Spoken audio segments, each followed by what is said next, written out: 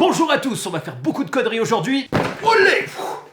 Oh, failli le casser. Voici les amis le four le plus dangereux au monde. Enfin je l'ai, il était pas facile à trouver. Et oui, il faut savoir que ce sont des objets de collection. C'est incroyable l'histoire qu'il y a derrière ce four. Je crois qu'il y a même des musées aux États-Unis, des statues. C'est un jouet qui existe depuis tellement longtemps, qui fait même partie de la culture américaine. Vous allez voir, c'est vraiment un truc de dingue. Je suis content de l'avoir trouvé. On continue notre série aujourd'hui sur les jouets les plus dangereux du monde. Et ça tombe bien, c'est un four. Il y a de la cuisine, je suis aux anges. Pour ceux qui se rappellent, on avait testé aussi un autre jouet le plus dangereux du monde, les Moon Shoes. Des chaussures incroyables, je cherche toujours l'usine nucléaire. On était proche de la double entorse. Donc abonnez-vous si vous voulez voir la suite, avant d'ouvrir ce jouet incroyable et très dangereux, puisqu'il peut monter à 350 degrés. À partir de 8 ans, celui-ci est un des derniers modèles. Mais je crois qu'avant c'était 6 ans. Je vais vous faire un résumé rapide de l'historique de ce four, parce qu'elle est incroyable. On pourrait même en faire une vidéo entière, tellement il y a de trucs à dire. Ce four a été arrêté... apparemment le dernier en 2017. Je pense que ça dépend aussi des pays et des modèles.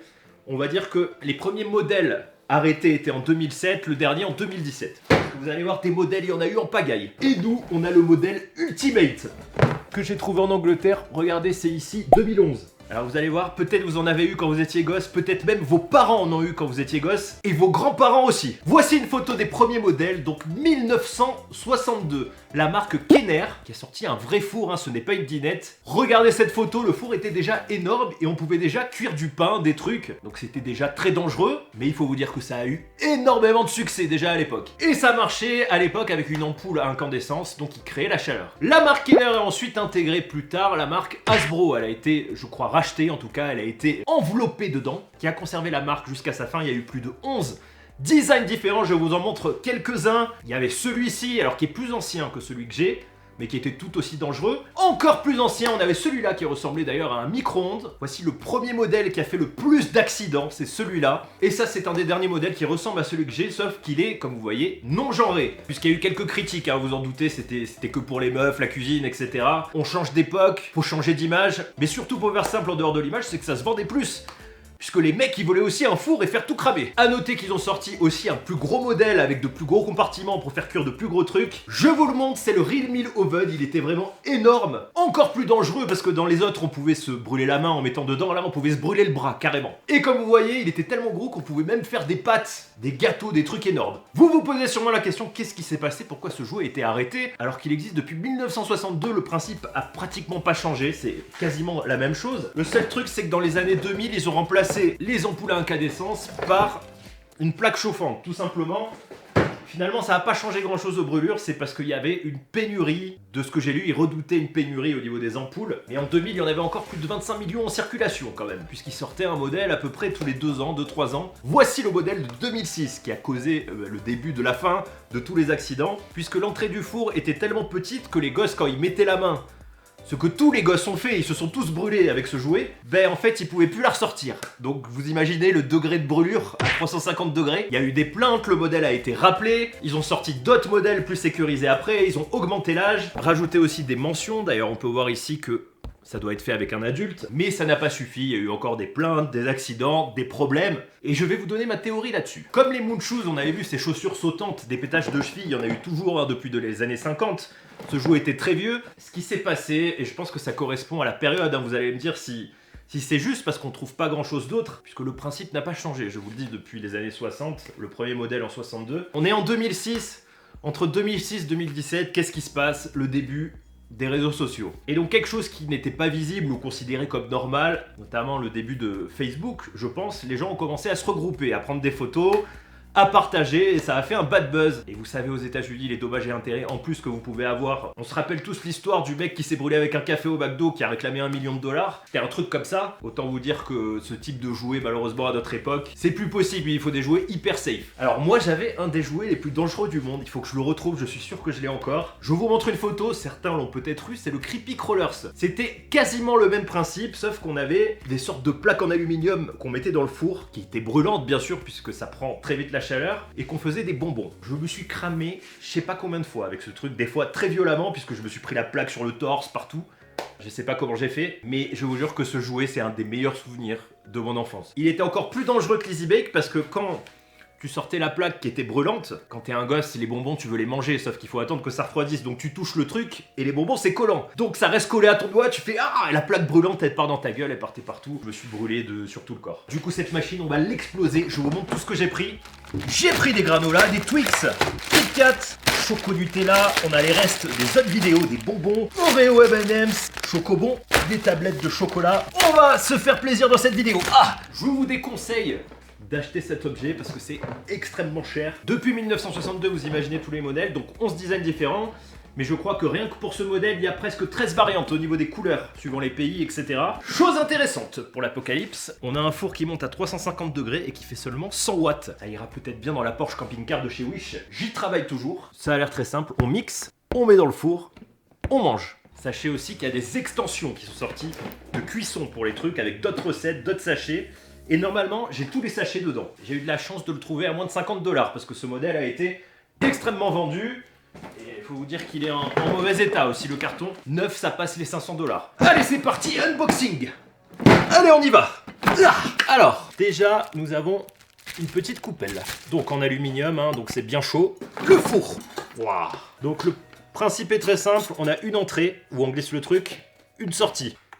Et une fausse porte, donc qui ne s'ouvre pas pour pas se brûler, avec, je crois, si je dis pas de bêtises, yes, un rangement. Et c'est très simple, bouton on, off. En accessoire, oula, magnifique spatule de Sailor Moon. Alors donc il y a un côté pour pousser, je crois que c'est le cœur, et ça, c'est pour attraper le plat après. Les sachets de mix. Alors là, on va avoir des mix incroyables, ils sont très vieux. Déjà, c'est génial, on a des sauces, regardez, la marinara, on la retrouve dans les rations. J'ai un cheese mix à l'ail, rien à voir avec des gâteaux, du coup j'ai de l'egg mix, de la pizza les gars, et encore de la pizza. Marie fait chauffer la pâte à pizza. Vous savez quoi, je lui ai dit tout à l'heure, je sens bien une pizza dedans, je sais pas, ça s'y prête très bien. Alors malheureusement il manque des trucs, on n'a pas tout eu, et ce qu'on a eu, puisque normalement, regardez la notice originelle, on a de la pâte à cookies, etc. Ouais, cupcake. Le mec m'a dit n'importe quoi, on s'est fait arnaquer par un anglais, parce qu'il nous manque le container à cupcake et la barre à pain. Et vous voyez, les sachets, c'était chocolat cookie. Mais nous, on a eu encore mieux, puisqu'on a eu, en fait, les sachets de l'extension. Je pense que cette machine était destinée, regardez, le pizza roll. L'extension pizza. Waouh, et il y avait même des gâteaux en guitare. Et j'ai pas eu le moule guitare, je suis deg. On va utiliser ça pour cuire tout. On va commencer par faire des cookies, juste pour tester le four. Et se brûler, je tiens à me brûler dans cette vidéo. Alors déjà, j'ai un petit problème. On va essayer sans l'allumer, comme ça, je vous montre. On prend ça, normalement, on allume son four. On le rentre là-dedans, on le push. Et on atteint le milieu. Vous voyez pas, mais il y a un compartiment avec des ailettes. Ça passe dessous. Donc, le truc cuit. On repousse. Oh, ça va être un carnage. Ça sort de l'autre côté. On l'attrape avec la spatule. Et olé. Alors, la prise, heureusement. Oh putain, j'espère que ça va. J'ai l'adaptateur. C'est une prise américaine, je pense. Pendant ce temps-là, Marie me prépare la pâte à cookies et la pâte à pizza. On va pas mettre trop de levure parce que je pense que sinon ça va rester bloqué. Vous voyez l'épaisseur de la coupelle. Allez, j'allume, hop. Est-ce que le four marche? Waouh, ça s'allume. Ça marche. On va le faire chauffer. Alors ça pue, ça sent le cramé et le plastique brûlé. Déjà c'est pas bon signe. Et j'avais pas vu, mais regardez, on a de la mix pâte à pizza. Ouah, ça fume. J'espère qu'il a bien nettoyé la machine. Donc, pâte à pizza, là on a du fromage en poudre. Sauce marinara, c'est une sorte de sauce tomate. Donc pour la pizza, ça. Egg wash mix. Alors ça, je sais pas ce que c'est, je vais regarder. Alors, j'ai regardé, normalement c'est de l'œuf en poudre. Alors c'est périmé, vous imaginez pas depuis longtemps, mais c'est pas très grave parce que c'est pas très dangereux vu que ça va être cuit à 350 degrés. Autant vous dire que rien n'y survit. Allez, c'est parti, on va tenter déjà un cookie normal. Olé. On va en mettre un tout petit peu. On va l'étaler. Hop, on va rajouter quelques carrés de chocolat. Hop. Allez, on enfourne. Allez, on pose. Ah merde. Déjà, ça touche. Ah putain, mais on le sortira jamais.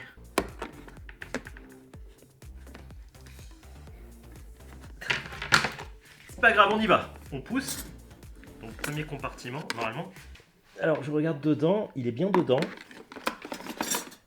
Normalement, là, ça doit cuire. Allez, on se retrouve tout de suite dans 15 minutes pour le résultat. Allez, c'est bon. Oh putain. Ça sent un peu la bouffe anglaise des années 2000 et la balle était nettoyée. Allez, on pousse. Alors, Normalement, il faut pousser pour le faire sortir de l'autre côté. Alors, j'espère qu'il va sortir. Apparemment, il est sorti le cookie. Hop, je tourne. Oh putain, il est là. Alors attendez. Waouh, il est... il est que dalle de cuit. Il est toujours comme avant, il est un peu tiède. Ah merde. Alors, je comprends pas s'il marche. Le chocolat un peu fondu, mais c'est pas brûlant. C'est bizarre. Alors je comprends pas pourquoi c'est pas chaud. En plus j'ai un doigt tordu. Alors je touche. Effectivement c'est pas chaud. Ah bon, bah écoutez, je vais le remettre 20 minutes, hein, on va voir. C'est un peu lent, hein. Là il est dans le four. Alors il y a un problème, c'est que je vois plus le truc allumé. Peut-être il y a un thermostat, je sais pas. Mais c'est pas chaud du tout comparé au début. On va voir. De retour 20 minutes plus tard. Allez, j'espère que c'est bon. Olé!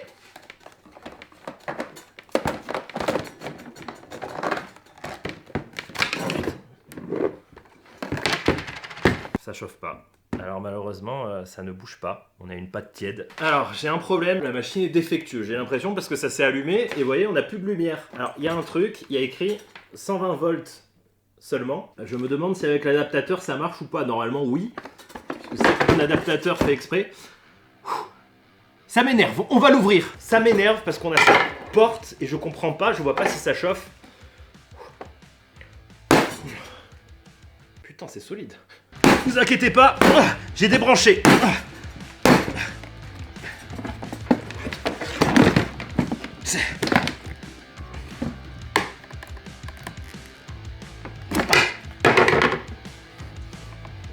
Putain, comme c'est solide.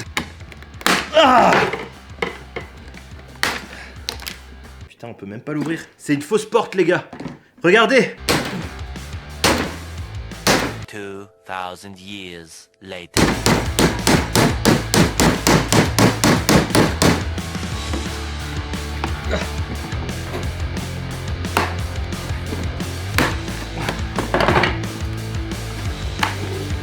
Ah putain, il y a une autre porte. A few moments later. Ah!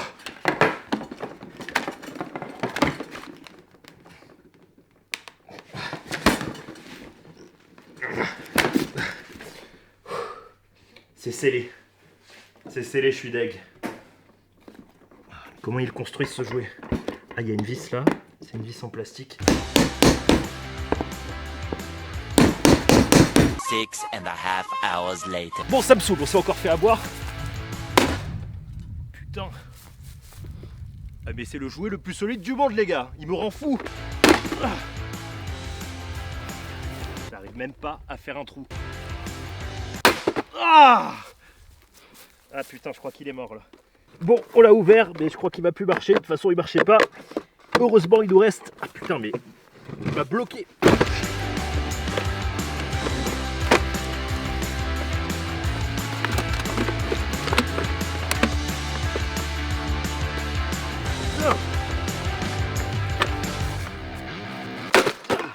J'arrive plus à l'enlever, les gars.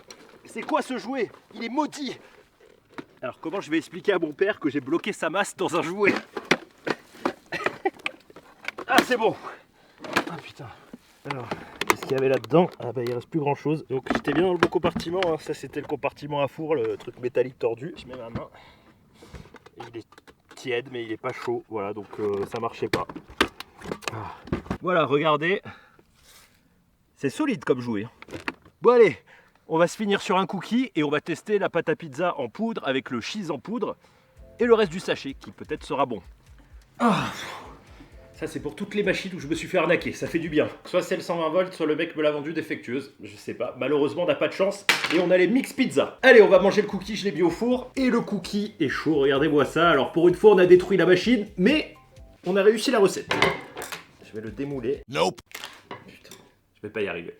Je pense qu'on a réussi la recette, mais on n'arrive pas à le démouler. Pourtant... Ah! Regardez-moi ça, bon appétit.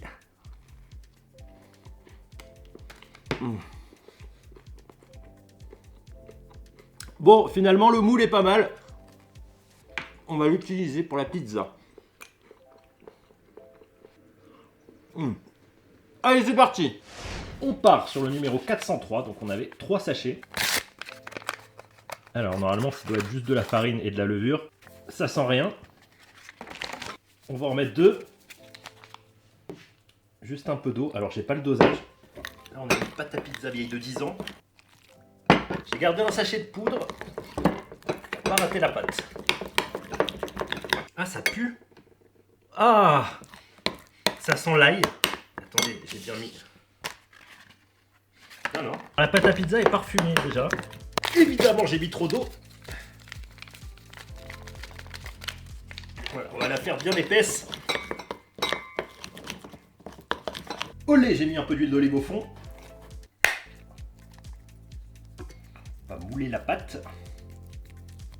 Alors surtout ne pas oublier que ce sont des pizzas américaines, donc la pâte doit être épaisse. Il n'y en a pas beaucoup, ça faisait cher l'extension. On passe à la sauce tomate, sauce marinara.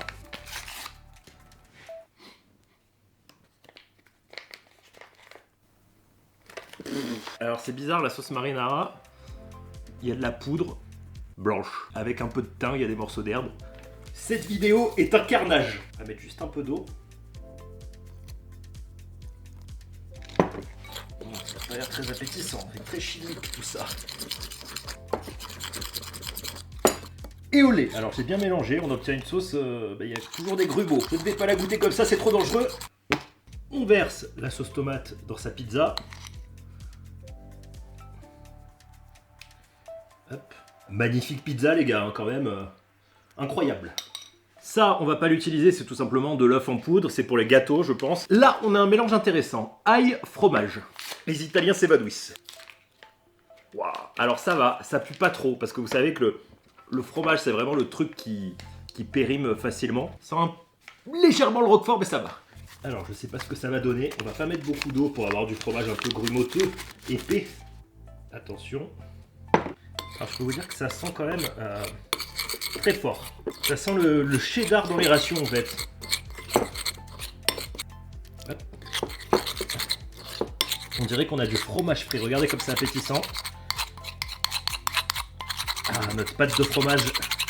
Alors, les Américains sont quand même forts. Ils ont inventé déjà la pizza. Avant qu'elle arrive dans les rations, la pizza longue conservation. On va mettre 2 boules là. Et une boule ici. Allez, je vais faire chauffer ma magnifique pizza. On se retrouve les amis tout de suite pour le résultat. Olé! Attention les amis, la pizza est prête. Alors je l'ai bien fait cuire, hein. Mais regardez-moi ça, regardez-moi cette texture. Je pense que ça va être délicieux. Ça sent la pizza dans toute la maison. Voilà, pizza en poudre, hein, moi je dis, ça c'est fort. Attention.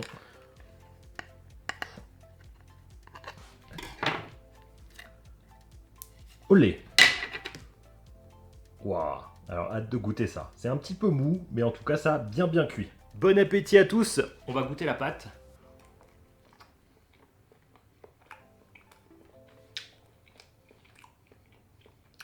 Ouais. C'est pas mauvais, mais ça sent le vieux. Alors, c'est vraiment pas mal, je trouve. On va goûter le fromage.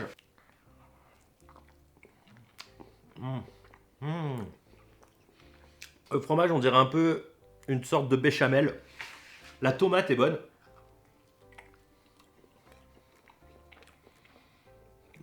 La pâte a un peu goût de vieux, quoi.